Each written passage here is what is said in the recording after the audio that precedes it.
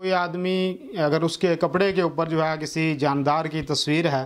तो क्या उसकी नमाज दुरुस्त हो जाएगी या नहीं। मिसाल के तौर पर अगर घोड़े की तस्वीर है या शेर की तस्वीर है या कोई भी और किसी जानदार की तस्वीर है तो क्या उसकी नमाज दुरुस्त हो जाएगी या नहीं। तो इस सिलसिले में यह है कि नमाज तो इंशाअल्लाह उसकी दुरुस्त हो जाएगी, लेकिन ऐसा शख्स जो है वो गुनहगार होगा, इसलिए कि जहाँ भी जानदार की तस्वीर है रखना वो मना है। चाहे कपड़े पे आप रखें,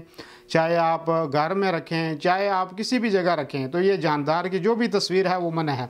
और जानदार से मुराद क्या है, मिसाल के तौर पे इंसानों की तस्वीर है या जो है हैवानों की है या परिंदों की है, इन चीज़ों की तस्वीरें रखना वो मना है। और यहाँ तक कि अल्लाह के रसूल सल्लल्लाहु अलैहि वसल्लम का फरमान है कि जिस घर के अंदर जो है वो किसी जानदार की तस्वीर होगी तो वहाँ पे अल्लाह रब्बुल आलमीन के जो रहमत के फरिश्ते हैं वो वहाँ पे नहीं आएंगे। लेकिन इसके अलावा और हैं